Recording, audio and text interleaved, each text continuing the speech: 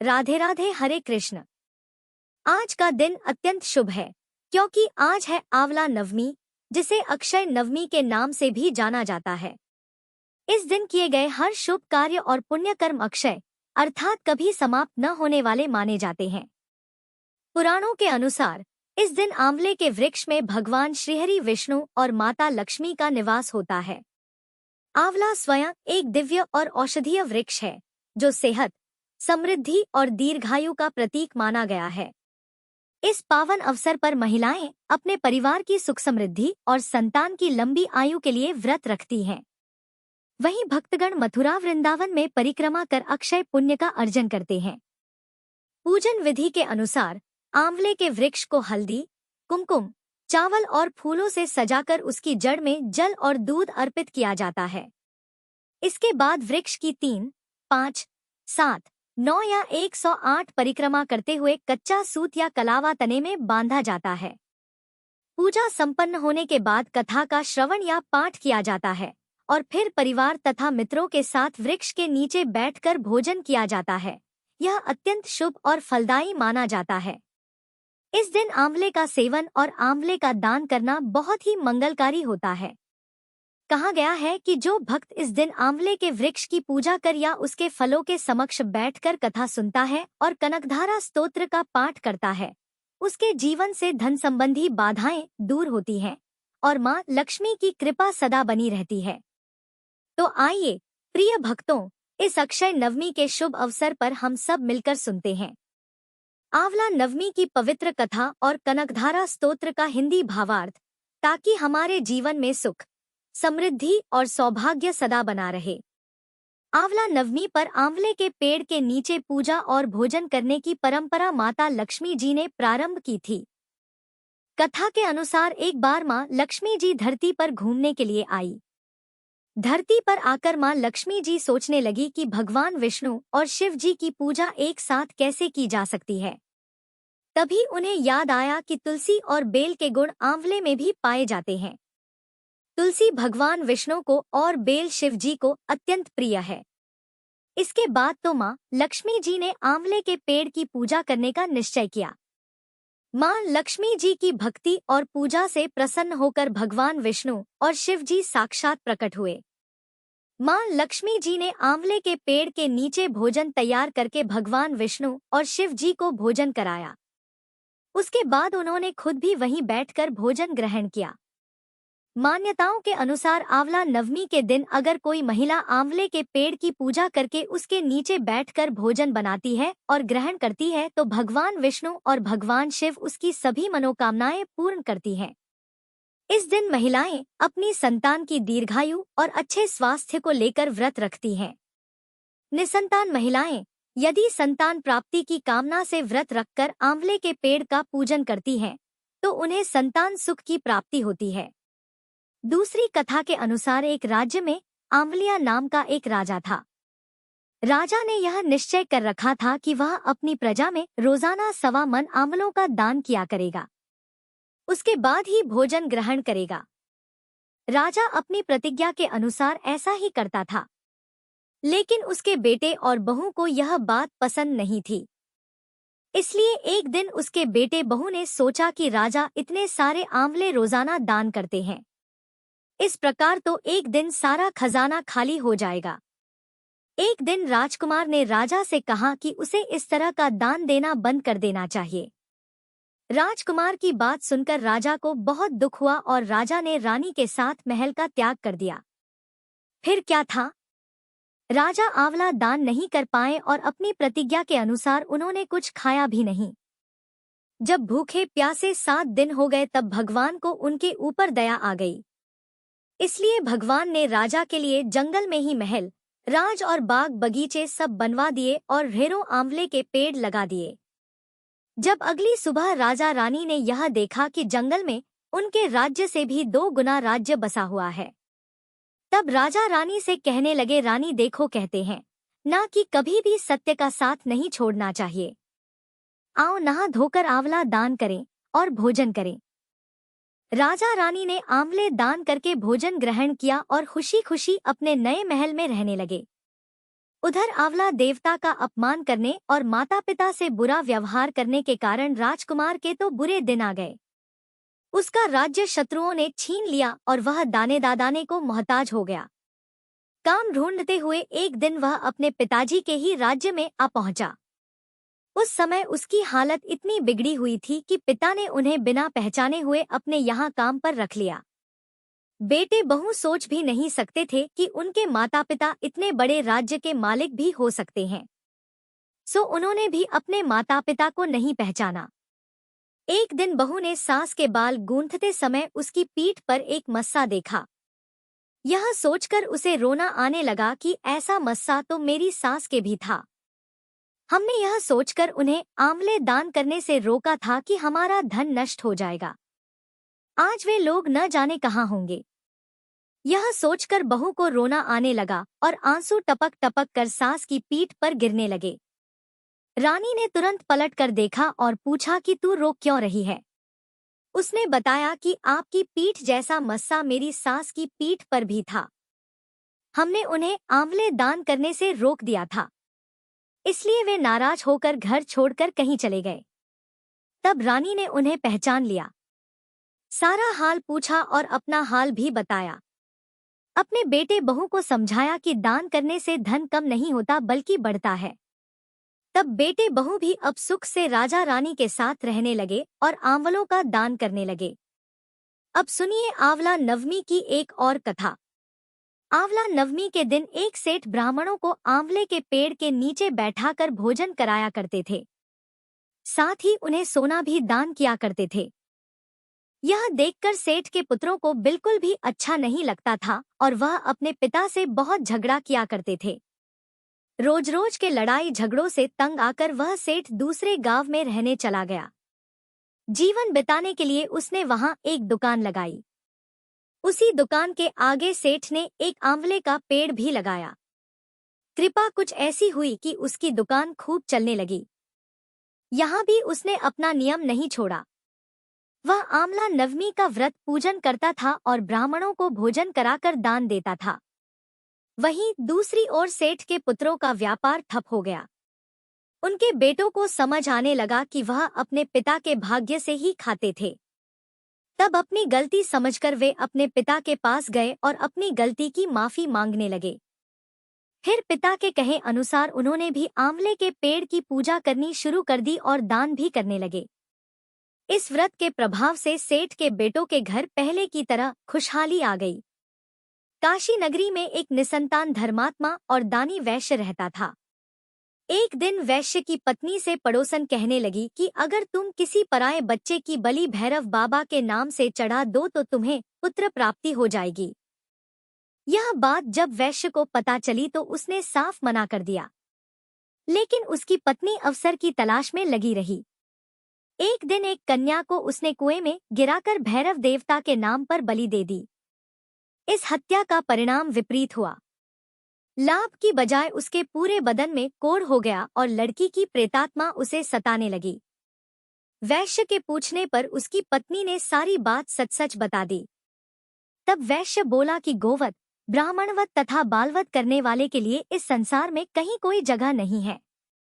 इसलिए तू गंगा तट पर जाकर भगवान का भजन कर और गंगा स्नान कर, तभी तू इस कष्ट से मुक्ति पा सकती है। अब वैश्य की पत्नी गंगा किनारे रहने लगी।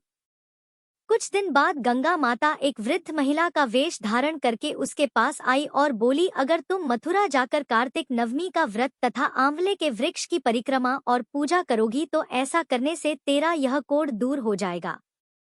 वृद्ध महिला की बात सुनकर और उसकी बात मानकर वैश्य की पत्नी अपने पति से आज्ञा लेकर मथुरा जाकर विधि विधान से आंवले का व्रत करने लगी। ऐसा करने से वह भगवान की कृपा से दिव्य शरीर वाली हो गई और फिर उसे सुंदर पुत्र रत्न की भी प्राप्ति हुई।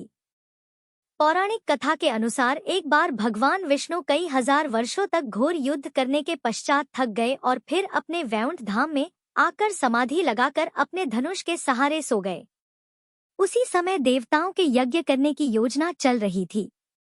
सो वे सभी भगवान विष्णु से मिलने ब्रह्मा जी और शिव जी सहित वैकुंठ आए। वहां उन्होंने देखा कि भगवान विष्णु तो गहन निद्रा में लीन है। सोए हुए को नहीं जगाना चाहिए। यह सोचकर वह सभी खड़े हो गए। किंतु बहुत देर के बाद भी भगवान विष्णु जब निद्रा से नहीं जागे तब उन्होंने सोच विचार कर भगवान विष्णु को जगाने का निर्णय किया। तब ब्रह्मा जी ने कीड़ा उत्पन्न किया और उसे भगवान विष्णु को जगाने के लिए कहा। यह काम करने से भविष्य का भाग मिलेगा। यह सोचकर उस कीड़े ने धनुष की रस्सी काट डाली। धनुष की रस्सी कटते ही एक भयानक शब्द हुआ और चारों ओर अंधेरा छा गया।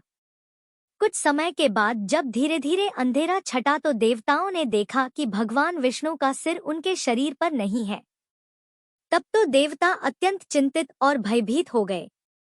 देवताओं को चिंता मगन देखकर ब्रह्मा जी ने कहा कि देवताओं, चिंता ना करो। संसार में जो कुछ भी होता है कुछ ना कुछ कारण से ही होता है और यहाँ पर बिना कारण कोई कार्य नहीं होता। हम सभी देवी पराशक्ति की आराधना करेंगे और अवश्य ही वे इस समस्या का समाधान करेंगी।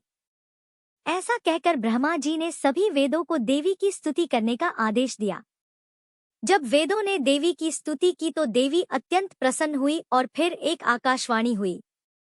आकाशवाणी ने कहा, देवताओं, मैं वेदों की स्तुति से अत्यंत प्रसन्न हूँ। आप लोगों को चिंता करने की कोई आवश्यकता नहीं है। भगवान विष्णु का जो सर कटा है इसके दो कारण हैं। पहला तो इन्हें एक बार लक्ष्मी जी ने कह दिया था कि आप बिना सिर के हो जाओ, क्योंकि लक्ष्मी जी को देखकर भगवान विष्णु हंस रहे थे। दूसरा कारण है हयग्रीव नाम के दैत्य का अंत करना। हयग्रीव नाम का एक दैत्य है। इसने अन्न जल सब कुछ त्याग कर 1000 वर्षों तक मेरी तपस्या की थी। उस समय इस दैत्य ने अपनी सारी इंद्रियों को अपने वश में कर लिया था और केवल मेरे एक बीजाक्षर मंत्र का जाप करता था। इसने मेरे तामसी रूप के दर्शन पाने के लिए ऐसी घोर तपस्या की। तब मैं पराशक्ति ही अपने तामसी रूप से इस दैत्य के सामने प्रकट हुई थी। देवी को अपने सामने प्रकट हुआ देखकर यह दैत्य अत्यंत प्रसन्न हुआ और उठकर खड़ा हो गया। वह मेरे उस रूप की परिक्रमा करने लगा और मेरी स्तुति की। तब मैंने उससे मनोवांछित वर मांगने के लिए कहा और उसने कहा, देवी, मैं अमर होना चाहता हूँ। उसकी बातें सुनकर मेरी उस तामसी शक्ति ने कहा कि दैत्यराज, संसार में सभी की मृत्यु होनी है और यही संसार का नियम है। मैं इस नियम को भंग नहीं कर सकती, इसलिए तुम सोच समझकर कोई और वरदान मांगो। और फिर उसके बाद उस दैत्य ने मुझसे वर मांगा कि मेरी मृत्यु केवल भगवान हयग्रीव के द्वारा ही हो। तब मैंने ही उसे ऐसी मनोवांछित मृत्यु प्राप्त करने का वरदान दे दिया था। उसी समय वह दैत्य अपने बल के घमंड में आकर ब्राह्मणों, देवताओं और साधुजनों को पीड़ित कर रहा है और सभी को इस दैत्य के आतंक से मुक्त कराने के लिए भगवान विष्णु का हशेर होना आवश्यक है। इसीलिए आज इनका सिर कट गया है। ब्रह्मा जी, आप एक घोड़े का सिर काटकर श्री विष्णु जी के शरीर पर लगा दीजिए। इससे उनका हयव अवतार होगा और वे उस हयग्रीव दैत्य का अंत कर देंगे। इतना कहकर देवी अंतर्ध्य हो गई। इसके बाद देवी के आदेशानुसार ब्रह्मा जी ने अपनी तलवार से घोड़े का सिर काटकर उसे भगवान विष्णु के शरीर पर लगा दिया और उसी क्षण भगवान विष्णु उठकर खड़े हो गए। इस तरह भगवान विष्णु का हयव अवतार हुआ और तब हयग्रीव स्वरूप भगवान विष्णु और हयग्रीव नाम के उस दैत्य में भयंकर युद्ध छिड़ गया। उसको मारना इतना आसान नहीं था। तब भगवान विष्णु ने बहुत लंबे समय तक उसके साथ युद्ध किया। बाद में देवी जगदम्बा के वरदान अनुसार भगवान हयग्रीव के हाथों उसका अंत हो गया। एक और कथा के अनुसार एक बार हयग्रीव नाम के दैत्य ने वेदों को चुराकर सागर की अथाह गहराई में छुपा दिया। तब भगवान विष्णु ने मत्स्य रूप धारण करके वेदों को प्राप्त किया और उन्हें पुनः स्थापित किया। एक बार श्री ब्रह्मा जी की असावधानी के कारण एक बहुत बड़े दैत्य है गरीब ने वेदों को चुरा लिया। वेदों को चुरा लिए जाने के कारण ज्ञान लुप्त हो गया। चारों ओर अज्ञानता का अंधकार फैल गया और पाप तथा अधर्म का चू और बोलबाला हो गया। तब भगवान विष्णु ने धर्म की रक्षा के लिए मत्स्य रूप धारण करके हयग्रीव का व्यर्थ किया और वेदों की रक्षा की। कल्पांत के पूर्व एक पुण्यात्मा राजा तप कर रहा था। उस राजा का नाम सत्यव्रत था। सत्यव्रत पुण्यात्मा तो थे ही, बड़े उदार हृदय के भी थे। प्रभात का समय था। सूर्योदय हो चुका था। सत्यव्रत कृतमाला नदी में स्नान कर रहे थे। उन्होंने स्नान करने के बाद जब तर्पण के लिए अंजलि में जल लिया तो एक छोटी सी मछली भी जल के साथ साथ उनकी अंजलि में आ गई। राजा सत्यव्रत ने मछली को नदी के जल में छोड़ दिया। तब मछली बोल उठी, राजन, जल के बड़े बड़े जीव छोटे छोटे जीवों को मार कर खा जाते हैं। अवश्य ही कोई बड़ा जीव मुझे भी मार कर खा जाएगा। आप कृपा करके मेरे प्राणों की रक्षा कीजिए। सत्यव्रत के हृदय में दया उत्पन्न हो उठी। उन्होंने मछली को जल से भरे हुए अपने कमंडलों में डाल लिया। तभी एक आश्चर्यजनक घटना घटी। एक ही रात में मछली का शरीर इतना बढ़ गया कि कमंडल उसके रहने के लिए छोटा पड़ने लगा। दूसरे दिन मछली सत्यव्रत से बोली, राजन, मेरे रहने के लिए कोई दूसरा स्थान ढूंढिए, क्योंकि मेरा शरीर बढ़ गया है। मुझे घूमने फिरने में बड़ा कष्ट होता है। राजा सत्यव्रत ने मछली को कमंडलों से निकालकर पानी से भरे हुए एक बड़े मटके में रख दिया। यहाँ पर भी मछली का शरीर रात भर में ही मटके में इतना बढ़ गया कि अब तो मटका भी उसके रहने के लिए छोटा पड़ गया। दूसरे दिन मछली फिर से राजा सत्यव्रत से बोली, राजन, मेरे रहने के लिए कहीं और प्रबंध कीजिए, क्योंकि मटका भी मेरे रहने के लिए छोटा पड़ रहा है। तब राजा ने मछली को निकालकर एक सरोवर में डाल दिया, किंतु सरोवर भी मछली के लिए छोटा पड़ गया। इसके बाद राजा ने मछली को नदी और उसके बाद फिर समुद्र में डाल दिया। समुद्र में डालते ही आश्चर्य हुआ। समुद्र में भी मछली का शरीर इतना अधिक बढ़ गया कि मछली के रहने के लिए वह स्थान भी छोटा पड़ गया। समुद्र भी मछली के रहने के लिए छोटा हो गया। यह देखकर मछली फिर से सत्यव्रत से बोली, राजन, यह समुद्र भी अब मेरे रहने के लिए पर्याप्त नहीं है। कृपया मेरे रहने की व्यवस्था कहीं और कीजिए। अब तो राजा आश्चर्यचकित हो उठे। उन्होंने ऐसी मछली आज तक कभी नहीं देखी थी। तब वह विस्मय भरे स्वर में बोले कि मेरी बुद्धि को विस्मय के सागर में डुबोने वाले आप हैं कौन? कृपया करके बताइए। तब मत्स्य रूपधारी श्री हरि ने उत्तर दिया, राजन, हग्रीव नामक दैत्य ने वेदों को चुरा लिया है। जगत में चारों ओर अज्ञान और अधर्म का अंधकार फैला हुआ है। मैंने हरग्रीव को मारने के लिए ही मत्स्य का रूप धारण किया है। आज से 7वें दिन पृथ्वी प्रलय के चक्र में फिर जाएगी। समुद्र उमड़ उठेगा। भयानक वृष्टि होगी। सारी पृथ्वी पानी में डूब जाएगी। जल के अतिरिक्त कहीं और कुछ भी नहीं दिखाई देगा। आपके पास तब एक नाव पहुंचेगी। आप सभी अनाजों और औषधियों के बीजों को लेकर सप्तऋषियों के साथ नाव में बैठ जाइएगा। मैं उसी समय आपको फिर से दिखाई पड़ूंगा और आपको आत्म तत्व का ज्ञान प्रदान करूंगा। राजा सत्यव्रत उसी दिन से श्री हरि का स्मरण करते हुए प्रलय की प्रतीक्षा करने लगे। ठीक 7वें दिन प्रलय का दृश्य उपस्थित हो उठा। समुद्र भी उमड़कर अपनी सीमाओं से बाहर बहने लगा। भयानक वर्षा होने लगी। देखते ही देखते थोड़ी ही देर में सारी पृथ्वी पर चारों ओर जल ही जल हो गया और संपूर्ण पृथ्वी जल में समा गई। ठीक उसी समय एक नाव दिखाई पड़ी। राजा सत्यव्रत सप्तऋषियों के साथ उस नाव पर सवार हो गए और उन्होंने नाव के ऊपर संपूर्ण अनाजों और औषधियों के बीज भी भर लिए। अब नाव प्रलय के सागर में तैरने लगी। प्रलय के उस सागर में नाव के अलावा कहीं और कुछ भी दिखाई नहीं दे रहा था। सहसा मत्स्य रूपी भगवान प्रलय के सागर में दिखाई पड़े। राजा सत्यव्रत और सप्त ऋषि गण मत्स्य रूपी भगवान की प्रार्थना करने लगे। भगवान से आत्मज्ञान पाकर सत्यव्रत का जीवन धन्य हो उठा और वे जीते जी ही जीवन मुक्त हो गए। प्रलय का प्रकोप शांत होने पर मत्स्य रूपी भगवान ने हग्रीव को मारकर उससे वेद छीन लिए और फिर भगवान ने ब्रह्मा जी को पुनः वेद दे दिए। इस प्रकार भगवान ने मत्स्य रूप धारण करके वेदों का उद्धार तो किया ही, साथ ही संसार के प्राणियों का भी अमित कल्याण किया। प्रेम से बोलिए मत्स्य भगवान की जय, श्री विष्णु भगवान की जय। अब सुनिए कनकधारा स्तोत्र का हिंदी अनुवाद। जैसे भ्रमरी अध खिले कुसुमों से अलंकृत तमाल तरु का आश्रय लेती है, उसी प्रकार जो प्रकाश श्री हरि के रोमांच से सुशोभित श्री अंगों पर निरंतर पड़ता रहता है और जिसमें संपूर्ण ऐश्वर्य का निवास है, संपूर्ण मंगलों की अधिष्ठात्री देवी भगवती महालक्ष्मी की वह दृष्टि मेरे लिए मंगलदाय हो, जैसे भ्रमरी महान कमल दल पर मंडराती रहती है। उसी प्रकार जो श्री हरि के मुखारविंद की ओर बराबर प्रेम पूर्वक जाती है और लज्जा के कारण लौट आती है। समुद्र कन्या लक्ष्मी जी की वह मनोहर मुग्ध दृष्टि माला मुझे धन संपत्ति प्रदान करे। जो संपूर्ण देवताओं के अधिपति इंद्र के पद का वैभव विलास देने में समर्थ है। मधुहंता श्री हरि को भी अधिकाधिक आनंद प्रदान करने वाली है तथा जो नीलकमल के भीतरी भाग के समान मनोहर जान पड़ती है। उन लक्ष्मी जी के अध खुले नेत्रों की दृष्टि क्षण भर के लिए मुझ पर थोड़ी सी ही अवश्य पड़े।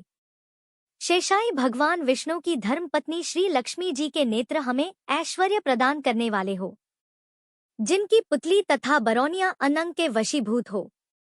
अर्ध खुले किंतु अपलक नैनों से देखने वाले आनंद कंद श्री मुकुंद को अपने निकट पाकर कुछ तिरछी हो जाती हैं, जो भगवान मधुसूदन के कौस्तुभ मणि मंडित वक्ष स्थल में इंद्र नीलमयी हारावली से सुशोभित होती है तथा उनके भी मन में प्रेम का संचार करने वाली है। वह कमल कुंज वासिनी कमला की कटाक्ष माला मेरा कल्याण करे। जैसे मेघों की घटा में बिजली चमकती है, उसी प्रकार जो कैटभ शत्रु श्री विष्णु के काली मेघमाला के श्याम सुंदर वक्ष स्थल पर प्रकाशित होती है, जिन्होंने अपने आविर्भाव से भृगुवंश को आनंदित किया है और जो समस्त लोकों की जननी है, उन भगवती लक्ष्मी की पूजनीय मूर्ति मुझे कल्याण प्रदान करे। समुद्र कन्या कमला की वह मंद अलस मंथर और अधूर निर्मित दृष्टि, जिसके प्रभाव से कामदेव ने मंगलमय भगवान मधुसूदन के हृदय में प्रथम बार स्थान प्राप्त किया था, यह मुझ पर पड़ी भगवान नारायण की प्रिय सीसी लक्ष्मी का नेत्र रूपी मेघ दया रूपी अनुकूल पवन से प्रेरित हो दुष्कर्म रूपी धाम को चिरकाल के लिए दूर हटाकर विषाद रूपी श्री धर्मजन्य ताप से पीड़ित मुझ दीन रूपी चातक पर धन रूपी जलधारा की वृष्टि करें। विशिष्ट बुद्धि वाले मनुष्य जिनके प्रीति पात्र होकर जिस दया दृष्टि के प्रभाव से स्वर्ग पद को सहज ही प्राप्त कर लेते हैं, पद्मासना पद्मा की वह विकसित कमल गर्भ के समान कांतिमय दृष्टि मुझे मनोवांछित पुष्टि प्रदान करे। जो सृष्टि लीला के समय वाग देवता अर्थात ब्रह्मा शक्ति सरस्वती के रूप में विराजमान होती है और प्रलय लीला के काल में शाकंभरी अर्थात भगवती दुर्गा अथवा चंद्रशेखर वल्लभा पार्वती अर्थात रुद्र शक्ति के रूप में अवस्थित होती है। त्रिभुवन के एकमात्र पिता भगवान नारायण की उन नित्य यावना प्रेसी श्री लक्ष्मी को नमस्कार है। हे माता, शुभ कर्मों का फल देने वाली श्रुति के रूप में आपको प्रणाम है। रमणी गुणों की सिंधु रूपा रति के रूप में आपको नमस्कार है। कमल वन में निवास करने वाली शक्ति स्वरूपा लक्ष्मी को नमस्कार है तथा पुष्टि रूपा पुरुषोत्तम प्रिया को नमस्कार है। कमल वदना कमला को नमस्कार है। क्षीर सिंधु सभ्यता श्री देवी को नमस्कार है। चंद्रमा और सुधा की सगी बहन को नमस्कार है। भगवान नारायण की वल्लभा को नमस्कार है। कमल सदृश नेत्रों वाली माननीय माँ, आपके चरणों में किए गए प्रणाम संपत्ति प्रदान करने वाले, संपूर्ण इंद्रियों को आनंद देने वाले, साम्राज्य देने में समर्थ और सारे पापों को हर लेने के लिए सर्वथा उद्यत हैं। वे सदा मुझे ही अवलंबन दे। मुझे ही आपकी चरण वंदना का शुभ अवसर सदा प्राप्त होता रहे। जिनके कृपा कटाक्ष के लिए की गई उपासना उपासक के लिए संपूर्ण मनोरथों और संपत्तियों का विस्तार करती है। श्री हरि की हृदयेश्वरी उन्हीं आप लक्ष्मी देवी का मैं मन वचन और शरीर से भजन करता हूँ। भगवती हरि प्रिया, आप कमल वन में निवास करने वाली हो। आपके हाथों में नीला कमल सुशोभित है। आप अत्यंत उज्ज्वल वस्त्र, गंध और माला आदि से सुशोभित हो। आपकी झांकी बड़ी मनोरम है। त्रिभुवन का ऐश्वर्य प्रदान करने वाली देवी, मुझ पर प्रसन्न हो जाओ। दिग्गजों द्वारा स्वर्ण कलश के मुख से गिराए गए आकाश गंगा के निर्मल और मनोहर जल से जिनके श्री अंगों का अभिषेक संपादित होता है, संपूर्ण लोकों के अधीश्वर भगवान विष्णु की गृहिणी और क्षीर सागर की पुत्री उन जगत जननी लक्ष्मी को मैं प्रातःकाल प्रणाम करता हूँ। कमल नयन केशव की कमली कामिनी कमले में अकिंचन अर्थात दीनहीन मनुष्यों में अग्रगण्य हूँ। अतः आपकी कृपा का स्वाभाविक पात्र हूँ। आप उमड़ती हुई करुणा की बाढ़ की तरह तरंगों के समान कटाक्ष द्वारा मेरी ओर देखो। जो मनुष्य इन स्तुतियों द्वारा प्रतिदिन वेदत्रय स्वरूपा त्रिभुवन जननी भगवती लक्ष्मी की स्तुति करते हैं, वे इस भूतल पर महान गुणवान और अत्यंत सौभाग्यशाली होते हैं तथा विद्वान पुरुष भी उनके मनोभावों को जानने के लिए उत्सुक रहते हैं। इस प्रकार कनकधारा स्तोत्र का हिंदी अनुवाद पूर्ण हुआ।